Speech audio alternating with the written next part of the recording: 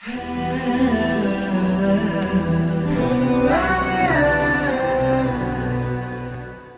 الله الرحمن الرحیم. الحمد لله رب العالمین و الصلاة و السلام علی نبیه الکریم و علی آله و صحبه اجمعین و من اهتدى بهدیه و استنى بسنته الی یوم الدین. برادران و خواهران عزیزم، فراموش نباید کرد، چون انسانی که فرصت بی‌بهای رمضان را ضایع ساخته از نقصانهای خود توبه نکرده است، در ذلت و رسوایی باقی خواهد بود. با شناختن فضیلت‌های این ماه، احکام و آداب روزه بشنوید. با خود شرط بندید که این ماه را ماه طاعت قرار می‌دهید. در این خیر اهل خاندان، همسایگان و همه اطرافیانتان را نیز شریک بنمایید. انسان روزه‌دار خواهد که روزه‌اش مقبول باشد، باید از بدگویی و غیبت، دشمنی و عداوت، نگاه حرام و غفلت دوری ورزد. ای مؤمنان، ای بندگان مخلص الله، هل جزاء الاحسان الا الاحسان؟ آیا پاداش کاری نیک بجز مکافات نیک است؟ بدانید که مکافات عمل نیک و خوبی ها تنها خوبی است. مکافات از جنس عمل است. شخصی که در دنیا به خاطر خدا روزه گیرد و از طعام و شراب و شهوت ها خود را نگه دارد، روز قیامت ندا کرده می شود: بخورید و بنوشید، گواراتان باد با پاداش آنچه در روزهای گذشته انجام دادید. سوره حق آیه 24.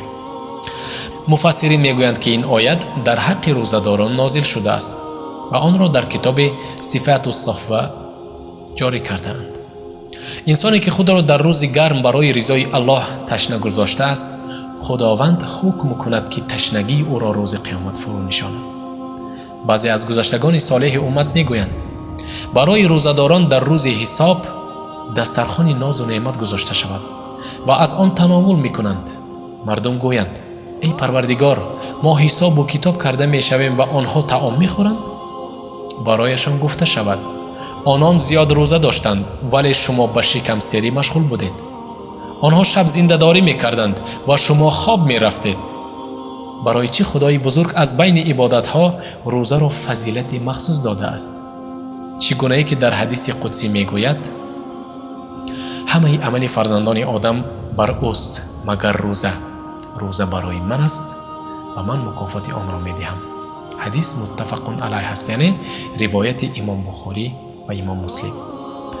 خداوند خواست که پاداش این عمل را خود بدهد. این است بزرگداشت روزه. گفته شده است که چون روزه سر است بین بنده و پروردگارش، و باز ذکر گردیده است که البته همه عبادت‌های بندگان بر عوض بدیها و ظلم‌هایشان برطرف کرده شود و تنها در صفحه اعمالشان روزه باقی ماند. پس با سبب این عبادت ارجمند داخل جنت می‌گردد. چه خوش بعضی از بزرگان گذشته ابراز نمودند: هرگاه که بنده‌ای با ایمان را مرگ حاضر گردد، به فرشته جانگیرنده گفته شود: سرش را ببوی. پس از بوییدن بگوید: در سرش قرآن یافتم. سپس باز گفته شود: شکمش را ببوی. فرشته بگوید: در شکمش روزه را دیدم. باری سوم گفته شود: قدمش را ببوی. این دفعه بیان سازد: در قدمش نماز شب را دریافتم. در آخر گفته شود: این بنده خود را نگاه داشته است، خدا او را به حفظ و حمایت خود بگیرد. و آخر دعوانا ان الحمد لله رب العالمین و صلی الله علی نبینا محمد و علی آله و صحبه و سلم.